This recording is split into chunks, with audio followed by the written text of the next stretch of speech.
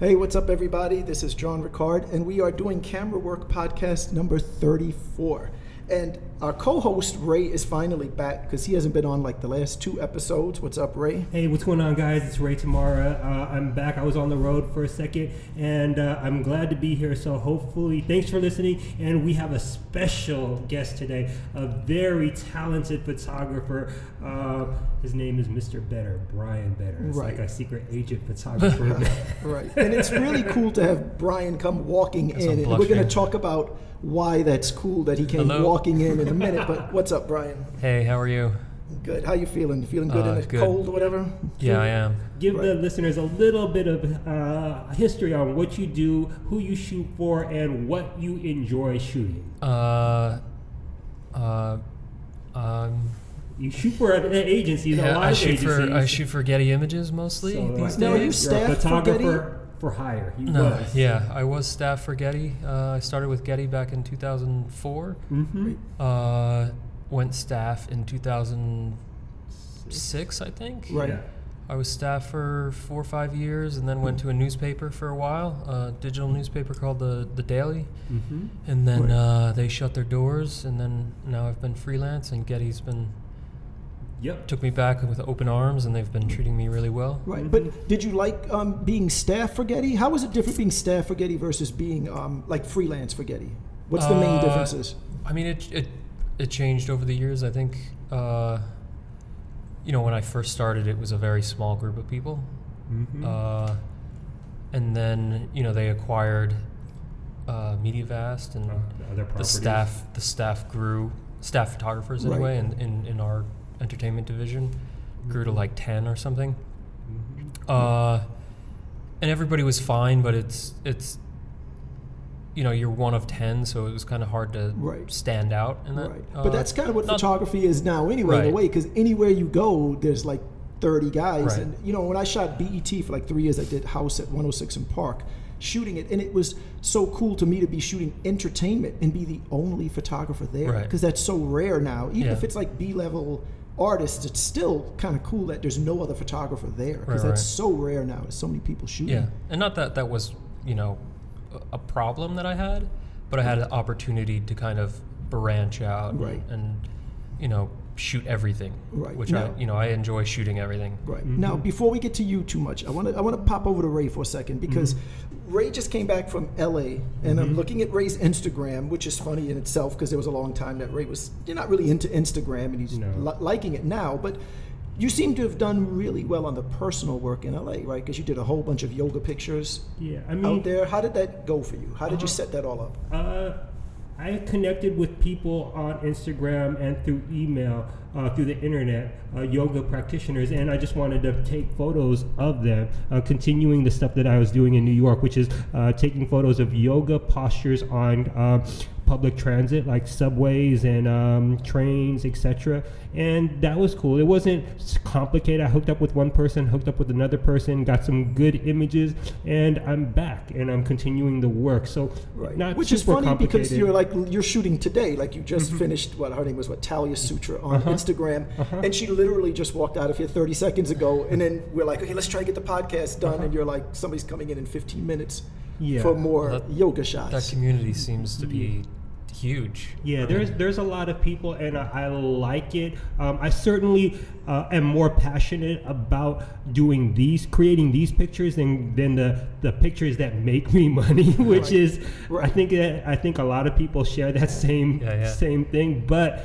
I'm grateful for my PAP work, and I just enjoy this, and hopefully there's money at the end of the road, and if not, I'll just continue doing it because it just stokes my creative fire. Right. You made me, not you didn't make me, but you inspired me to start doing. Now I do a model shoot every week. I call it Model Test Monday, and it's usually on a Monday. Sometimes it's not, but every week I do a model shoot, and I really got the idea from Ray. I decided to focus my Instagram better, so it wouldn't be like jiu-jitsu pictures and concerts and guys and fashion and girls. Now it's like 90% models and maybe 10% family. On your Instagram feed? On my Instagram, right. I focused it. Like if you were to scroll my Instagram back, say till from before September of 2014, you'll see a very wide variety of content. But when I saw Ray's thing, what I thought was interesting was he was only shooting yoga and was able to build a following much faster. And meanwhile, Ray is creating interesting content outside of yoga. He might have caught like Kim Kardashian walking into Letterman, but he's realizing if I don't put that on my Instagram, it's going to do me more good. Whereas my Instagram would be like jujitsu pictures and a whole bunch of jujitsu guys follow me, and then for the next month it's like celebrities and they don't care. Well, you have to create a channel that's branded a certain way. Even though being photographers these days, I think you have to be a jack of all trades, but the way you market yourself, you kind of have to be these individual. Not that I can do it very well. No, but the people who are following you, like you're saying, if they want to see, if they followed you because you put up some hot, half naked women, they don't care when you put up the jiu-jitsu pictures. And if guys are following you because they like your jiu-jitsu pictures, they don't. They might want to see the girls, but they don't care when you start doing like hip hop music artists. I focused it now, and it's really just models. But I really got that from Ray because his was so focused. But it's not like I invented something. It's just like how your focus was on the public displays of affection on the subways, or just like Mr. Better here has got a great personal project. It's called the Visitor Portraits. Visitor Portraits, and it's just whatever floats your boat creatively. You go with that until something else. So if you can just tell people about that and just a little bit about... what is this Visitor? I haven't seen that. I guess I have to explain the whole story, right? So I was in Miami working for Getty doing Miami Art Basel. Had an accident, broke my neck, was paralyzed, recovered at an insane rate. How long were you paralyzed for? I was fully paralyzed for a week. Like no leg movement, I could move my arms but not my hands or anything. And what's going through your mind during that week?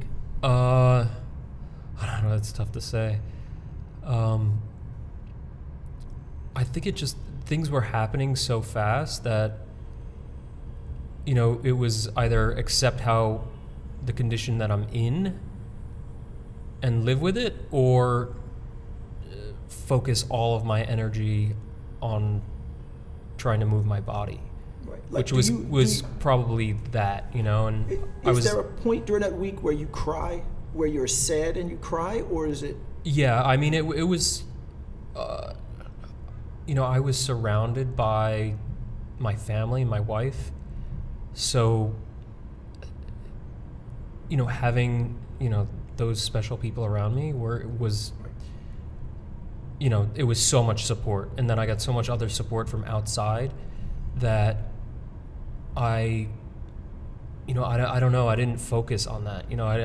There were times, obviously, there were, I would wake up and be, you wake up and you forget, and I'd be like, oh, like, let me grab that, and be like, oh, I can't. Like, I can move my arm, but I can't open my hand. Yeah, but they always say that people, like, however you were before, like, you won the lottery, or before you had a traumatic accident, you kind of stay that person. Meaning, if you were like this miserable person, and then you win the lottery, you stay miserable. And if you were basically a happy person, and this terrible thing happens, like you end up paralyzed for life, you essentially stay sort of that same happy person, despite what has happened to you. Did you feel that way, that like you were still going to be you if the paralysis did not I mean, change? And everything happened so quick, like I kind of, in the first few days, like I was like, all right, well, if I'm in this condition for the rest of my life, I'm just going to figure out how to shoot photos again, and I'm going to figure out how to go in the ocean and surf, Yeah, that's the thing that's, I don't know if I guess the word is ironic. It's like you Google Bryan Better, and then there's a picture of him on a skateboard like 5 feet in the air. It's like... From Bryan Atch's... Yeah. He shot like a whole bunch of like photographer, New York City, kind of well-known what was that, photographer project, Right, but it's just kind of funny, and you're like, well, this is the guy who ends up apparently injured and not able to do that again. It was kind of fucked up, but the recovery seems to be going well, because you walked in the door of the studio today, man. That was like so cool. I'm so lucky. I guess, I don't know much about, I'm learning, but I guess this doesn't happen. Like people that get this type of injury, they don't recover. you know, so I mean, talk about winning the lottery. I fucking won the lottery 1,000 times, you know. Yeah. Every day I wake up, I win the lottery. And with the people that do recover, you know, tend to be athletic. So that's, you know, that's good to one. know. You know, I've heard of, you know, a handful of people like recovering to maybe not 100%, but you know, up there. And they were athletes beforehand. Right. So that's a big, you know, not that I was really that athletic, but I surfed a lot. Right. You know, I didn't consider myself quote unquote athletic. Right. But I surfed a lot, and that was, you know, I think that saved my life on many levels. But it's good though. It's good for, you know, you to be one of those people making that recovery. It really is. Like, you're one of those people who, if I'm shooting an event and I see you, I'm glad. Just like Michael Lakasanov. If I see him, I'm glad. Soul Brother. You know, and then there's other guys, I'm just like, yeah, whatever. But you're one of those guys, I'm glad when I see you. So besides that, then you tell us about the Visitors project, because that was came out of this recovery, this rehab. Yeah. It came kind of later on the. I mean, I'm only 2 months in. This happened December 4th. Where are we? February 6th, 7th.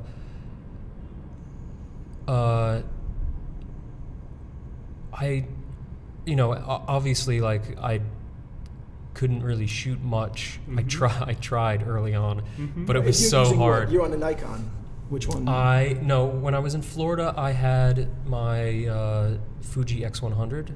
I mean, I had my Nikons with me, but I couldn't even lift them at all. You know. Right. No, I meant, what was your normal camera? Was what though? Nikon D4, D3s. Right.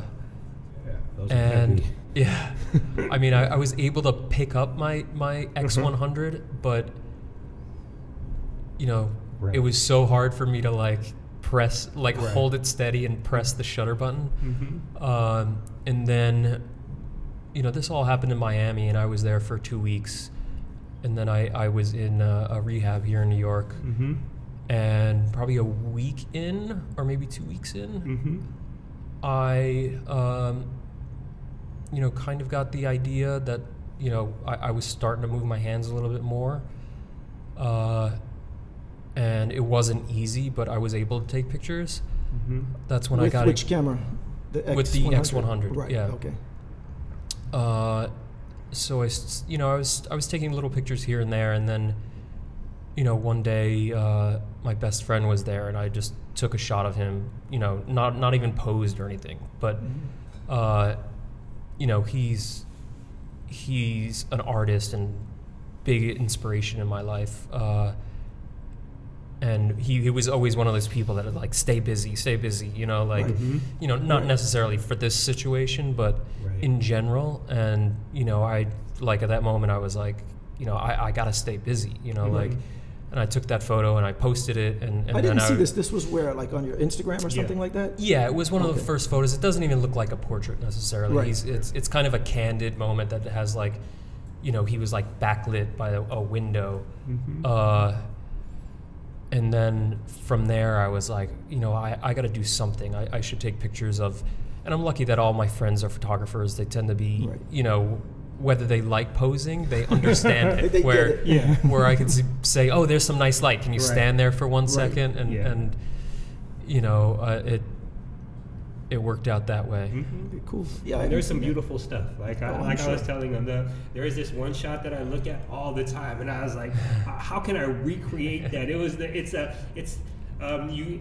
The shades are drawn, so you see lines of light across the visitor's torso, face, and it's just beautiful. And it's a backlit shot too. So I mean, I think that there's a window, and then I think there's light coming in. So there's two. I think there's two light sources, and it's very, very cool. Yeah. And it's funny because you know, I spoke to you earlier about this. I did a fundraiser for you because I pictured you wanting to shoot. That's just my vision of you was that you would be someone who would want to shoot no matter what. So it occurred to me that, like, if you were paralyzed for life, which God, thank God, Right. like you fucking walked in the door today. But if you were, how could you do it? Right. And I thought of Google Glass. Right. So I did this fundraiser. Oh, man. And I really got to thank the students from the Marcelo Garcia Yeah, me Jiu-Jitsu too. Academy. If they're listening, thank you guys. Hopefully they are, but they were really the primary source of funds. Right. And what I did was I said, I'll do a portrait of you in a gi.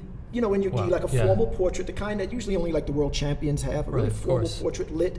And then you just make any donation you can, whatever. Right. I'm not even looking at the donations, Right. just it could be cash or it could be to this GoFundMe. And we managed to raise a full $1,500 to get Google Glass, which lets you take a picture by blinking your God. eye. So Right. this is it right here. Look, it doesn't even say anything, but that's it right there. And we get to That's give glass. that to Oh you. my gosh. And I mean, This is amazing. yeah, there you go. And I had a chance to play with one of those a few months ago, man. It looks like Yeah. a lot of fun, like just to be able to blink your eye and shoot. Right. And I hope you enjoy it, and I hope you can, do something thank with you it. so man. much.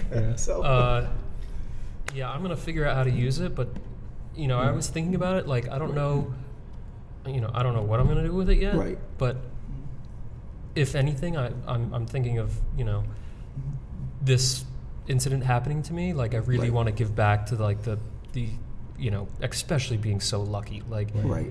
whatever I can do to give back to the Right. community of I mean, spinal cord injuries. This is my idea with this was Right. maybe I can help somebody be creative, be Right.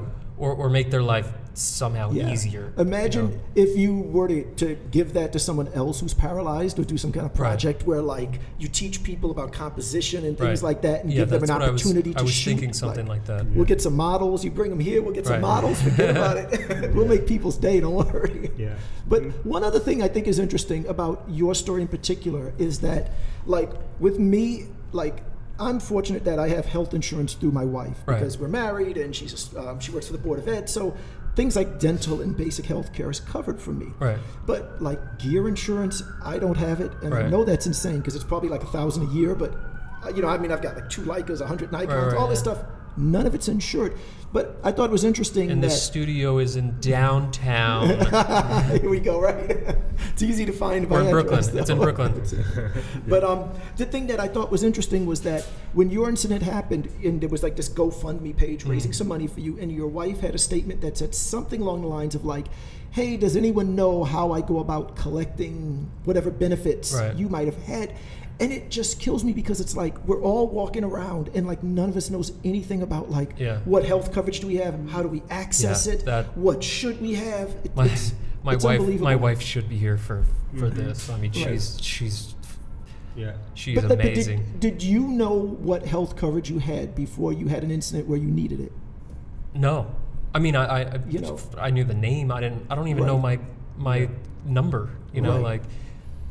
How often that I use it. Isn't that unbelievable that we're all walking around like that? Right. Like I'm the same way. It's unbelievable. And we have the affordable care insurance, which I found out that it's actually pretty good these days. Like insurance is that they are all starting to become very similar in what they cover. Right. And my wife thought we were gonna be like high and dry. Right. But she did a lot of digging and talked to a lot of people, and it turned out that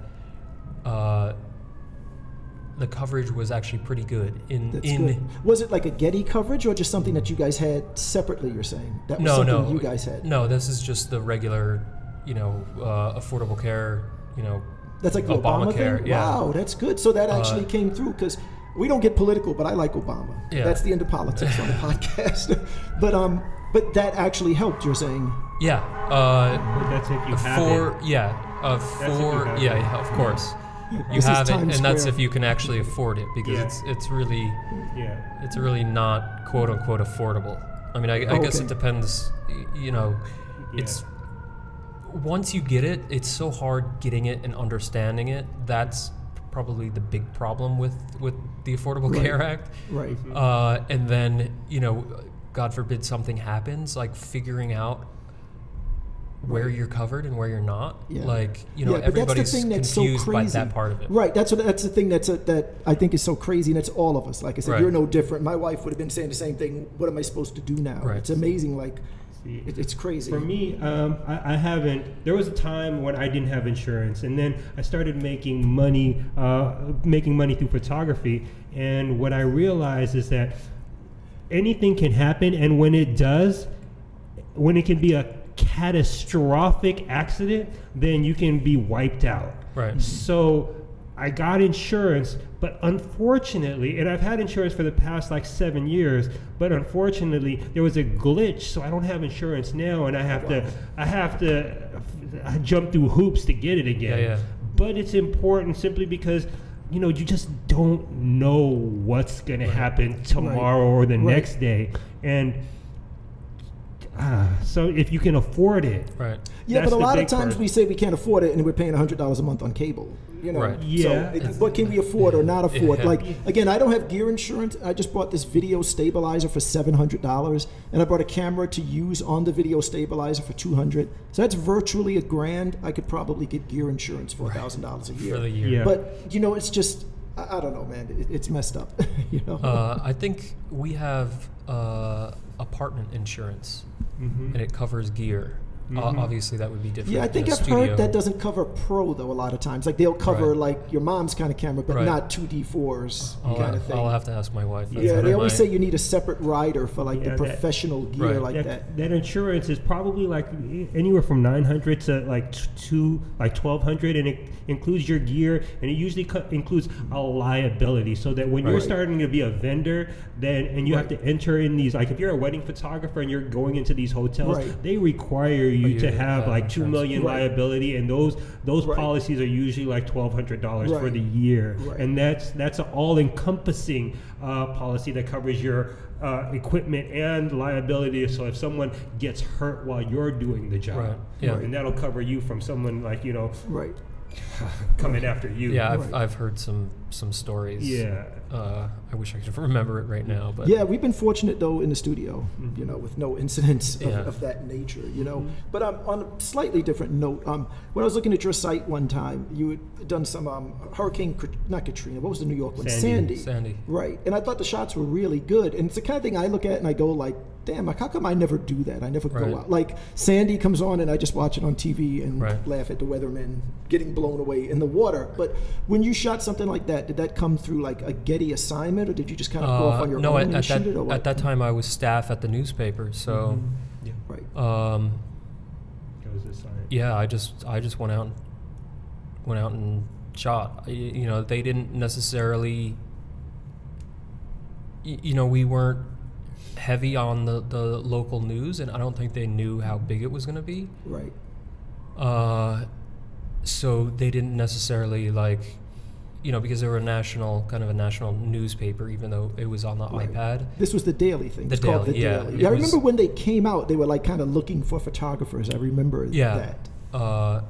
Yeah, I was one of 2 staffers, but we weren't really big on like the local hard news stuff, which I you know, always enjoyed shooting. You know, that's where I started, was in the newspaper, but soon after I started shooting professionally, I started shooting for Getty, and they just kept me busy, and that kind of news to like celebrity kind of the news kind of went away.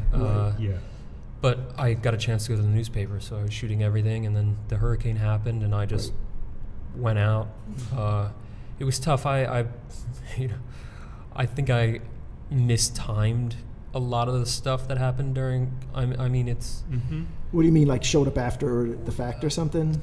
Kind of. I mean, it was such a massive event that the story went on for days and days. But, you know, I had a, you know, wife and young daughter at home that I had to make sure I went home to check in with them. Right. Where do you live? Which borough? Brooklyn. You're in Brooklyn. That's where I am. Williamsburg. And during the hurricane, you know, the first night of it, I went out, kind of, you know, because I only gave myself, you know, a couple hours at a time, and then would go back and check in, you know, make sure they were all right. I think we didn't lose electricity. I think we were one of the only areas that like really didn't get hit all that hard, except for we had no trains for like a month or something. We were like the last ones to get the train. But I kind of missed, you know, when the high tide came in. You know, I went down to Dumbo early.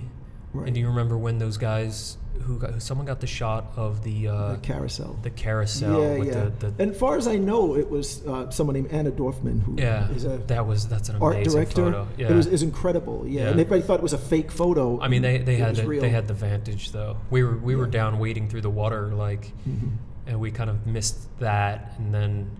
You know, there was a couple other things here and there that I like wish I like timed a little better. But don't you? We always feel that. That's way. Always how it is. And the thing too is, I think what happens is we're comparing ourselves as an individual to the collective group of photographers. Right. So you're looking at what 30 photographers produced, and one of the 30 beat you. But if you looked at your take versus one of their individual takes, they might not have beat you. Right. You know, that's always one of those tricky things. You always feel like you're not getting the shot. And I also had no pressure. You know, the newspaper wasn't necessarily requiring me to be out there those few days. But I admire when people get out and do it, because as I said, a lot of times I'll kind of after the fact I'll look at it and I go, man, I should have shot that, and then I just don't. As a I don't know. As a historical Yeah, I think sometimes I feel like, well, what am I going to add? It's being covered, and there's 200 people shooting it, but that's definitely not the correct attitude. But on one other topic, I can see Ray's getting antsy because he's expecting someone to come through the door any minute now for another yoga session.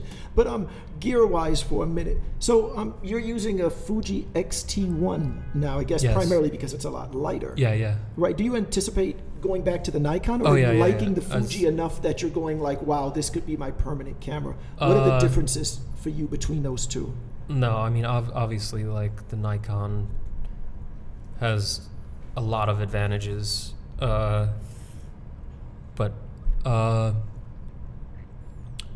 soon as I can be working with the Nikon, I will be, just because that's, for the assignments that I get from Getty, I have to be, it has to be the fastest, the flash has to be, of course,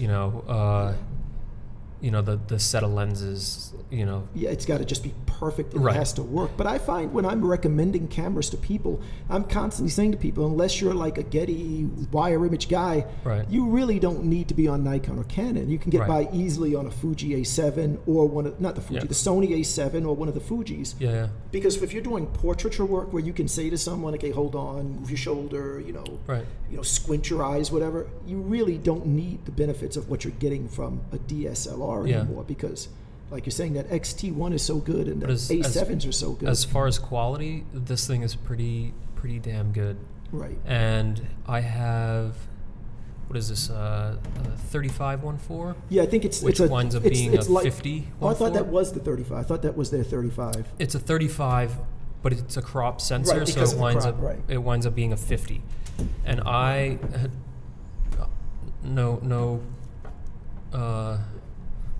nothing against Nikon, but I really think that this beats the Nikon 1.4.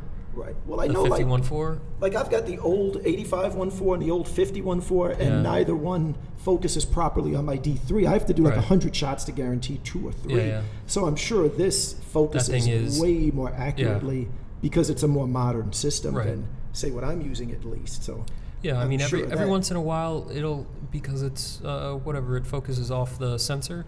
Right. It'll miss, but it's pretty damn good for the size and weight. And that's right now, my injury, I've recovered pretty fast, but my arms and hands are pretty, weak. Right. And, I don't have 100%, range of motion yet. Right. So, using this camera has been, getting me back. Otherwise, I do have the X100, but it's a fixed 35. Mm-hmm. That's a great street camera. Right. I love it. That's my walk around the streets of New York camera. Right. But I've always felt that it's good to have more than one camera. And I know with Ray does his real work on the D4, and then he does the personal work, the yoga, on the D4. But it always seems to me that having a separate tool, My hardcore work is done on my Nikon, but everything else is done on my Leicas. And really, at this point, it's like 80% of my stuff is being done on the Leicas, and I love those cameras. And I like the difference because when I pick up the Nikon, it's just so easy now compared to what I'm used to when I'm using the Leica. That I don't know, it just puts me in a different frame of mind for the personal work and the professional work, and I really like that. And you might find you're going to keep that XT1. That's kind of how I've, this XT1 I'm definitely going to keep, and I feel like it's a great camera to shoot portraits with, especially these, more intimate, where especially when I'm, the series that I'm doing, like, my friends and family are like in my home, and we're more hanging out. It's not like they've come to like sit for a portrait session. They've come to visit me, and I'll be like, oh, like, can you sit over here for a second? And it's a much more intimate you're not blasting 11 frames a second. And it's a quiet shutter on that thing. It's super it's really quiet, and it's small, and it's not intrusive. I mean, the work cameras are beasts, and they're meant to be big, they're meant to be sturdy, they're meant to go to the extremes. But when you want something like this with intimate, you like the stuff that's real subtle, that's real small, that you don't notice, and you can catch moments with that. I understand it. It's just that when I use other cameras, I feel like a fish out of water because it's not my regular. It's not my regular rig. Yeah, you have to get used to the way you work with different cameras. And I've kind of gotten used to that kind of. You flick a little switch where you got the Nikon and everything on there. It's a different. It's a different beast. It's a different tool for a different job. Not that, when, I'm kind of a camera nerd too, but like, you love these cameras, but at the end of the day, they're just tools to make pictures. It's got to get the job done. It's a different version of a paintbrush or a pencil. Exactly. But I recently started a 365 project. I'm going to really try to stick to it for the whole year, especially since this app that I loved, which I found out about on this podcast, called 1 Second Every Day, where you film a video clip every day, then you edit the clip into a 1 second clip. At the end of the month, you make a 30-second recap of your month. And I was in love with the app, and the damn thing never works. It stopped working on my iPhone 4S. I have a 5S now, which still doesn't work. So I just had to bail on that, and I shifted over now to a 365 photo project, all done with the Leica, with the M9 or the M240. And it's fun sometimes, and sometimes it drives me crazy because at like 9 o'clock, I'm like, oh my God, I didn't take a picture today. And I've got to go look around the house or like around the corner, just trying to find any shot just to say I did a picture every day. But some days it's been a lot of fun. Maybe you'll be the one for today or something. But it's some days it's fun, some days it's not. But if anybody wants to see it, you go to Blip Photo. It's some Polaroid blog site, and you can upload a photo every day pretty easily. And I have it resting up there, so maybe somebody will check it out. I don't know. But what's next for everybody? Let's go to Ray first. What's next in the world of Ray photographically? I mean, just continuing to work this project, this personal project, which is yoga, which is movement, which is dance, and just trying to make it more sexy. I think that was the thing that I got from Los Angeles, is that I wanted to try to, whatever that means, I have no idea. So I'm experimenting with that today and see where it takes me. And then using the day job, which is paparazzi work, to subsidize everything. And hopefully at the end of the day, getting some money from it. And if not, I mean, just I realize that the pictures I take for the personal project allow me to grow and allow me to keep working. So that's important. That's it. Yeah, I think these personal projects Right. What's next for you, Bryan? And how long have you been doing the yoga photos? The yoga photos for probably since March. March. So almost so you're close to a year. You're about 10 months in. Yeah. Right. And Ray's done a lot of like evolution of it, because he started off doing it all on like white seamless. Right. And then he started going to like black seamless. And then now it seems to be that it's more of like experimenting with different ways to light it.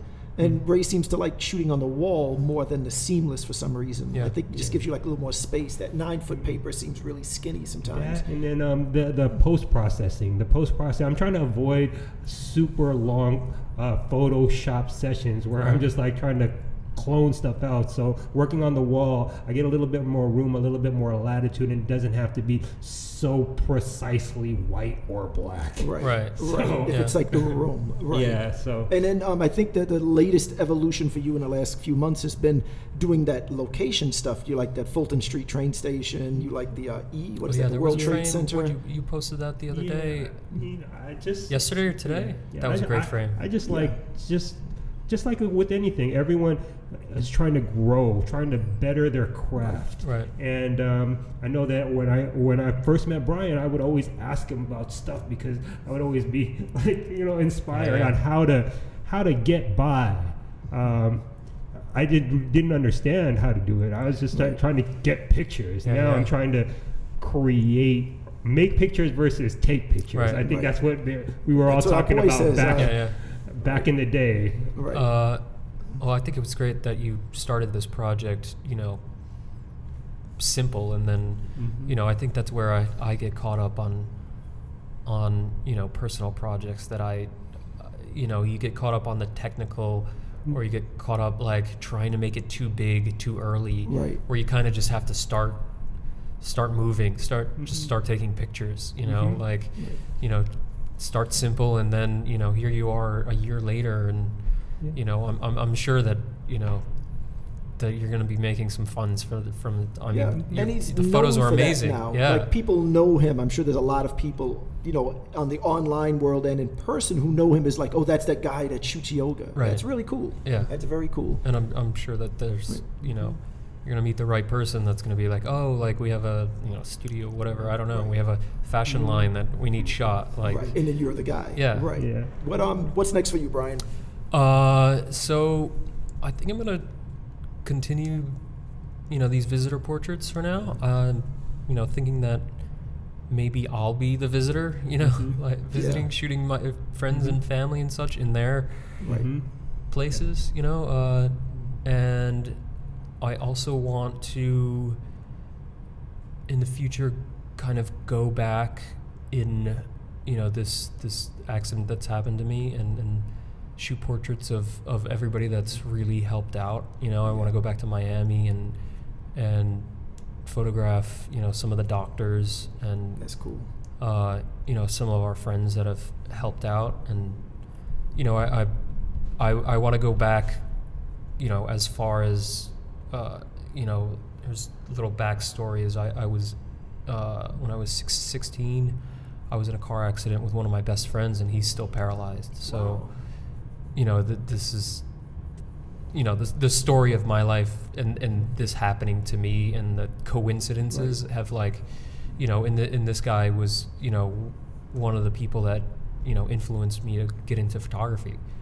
Because when we were in school, like he started, he took the photography darkroom class, and like, my art class, I took some like computer class, but I always thought, he was showing me all this stuff that was so cool, and he was like this inspiration that got me into photography, and then, somehow this came full circle. So we'll see. I want to kind of do more portrait stuff.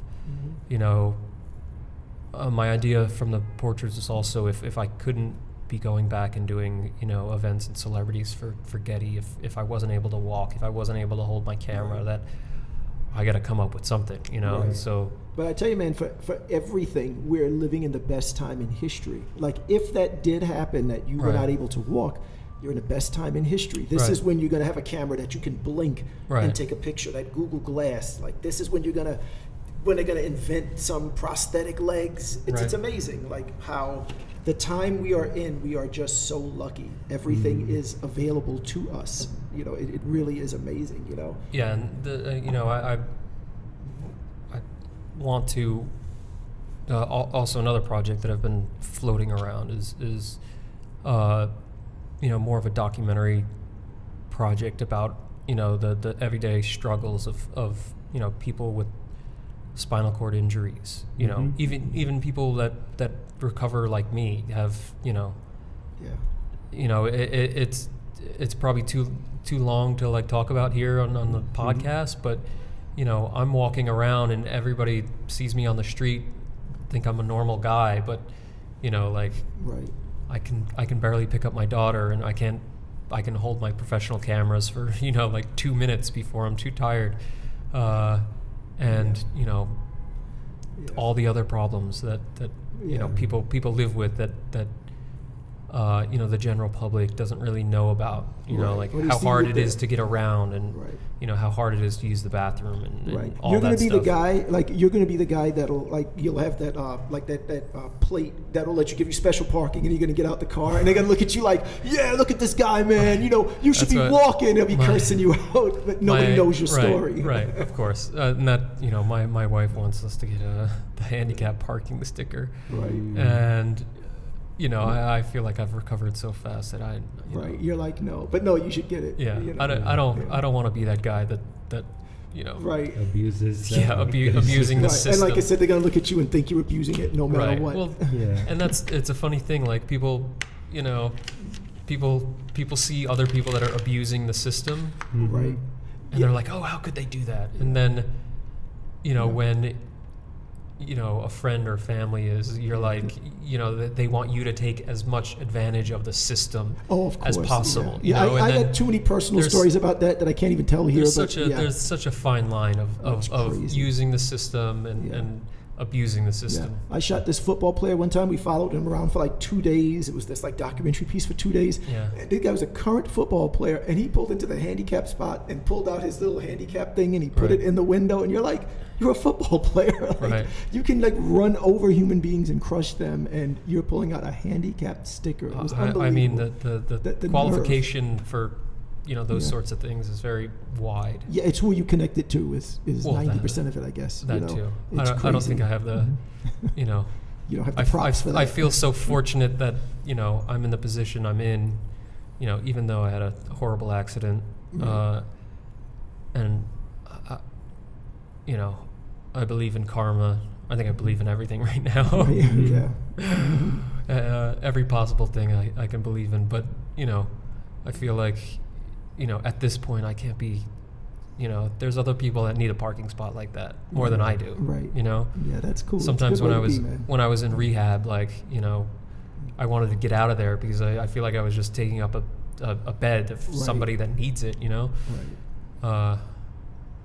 Whatever. That's cool. Yeah. All right, cool. All right, and last for me, next is really continuing the professional work, but continuing these model shoots every week, and trying to move them more into video is the thing. Like I said, I just bought this stabilizer. I'll talk about it in a podcast next time once I figure it out more. But it's something called a Nebula 4000. It's a small handheld stabilizer that seems really cool. I think I saw that. Yeah, it makes like the Steadicam Merlin look like something from like the Stone Age, because it's got like gyros. What do they call it? Gyroscope, and it's battery powered. It's so different from a Steadicam Merlin where you've got like this big arm and weights. Like it's so cool, and hopefully I can produce some really good stuff with that. And if I do, we'll talk about that at some point. Okay, so everybody's Instagram has been listed on the bottom of the video, because if you're listening to this, remember the podcast shows up on iTunes and YouTube. So whichever one you're listening to, you have that other option if you ever find it more convenient to check it out the other way. But as far as Instagrams, mine is John Ricard, JOHNRICARD. Ray? It's R Tamarra, at R Tamarra, RTAMARRA. Good. And Bryan, what's your Instagram? Is Be Better, BBEDDER. Be Better. It sounds like a slogan. That could be like your thing, like your slogan, like Be Better, and you spell it with the T's instead of the D. That could be like your thing. You get some shirts and market that, and that would be cool.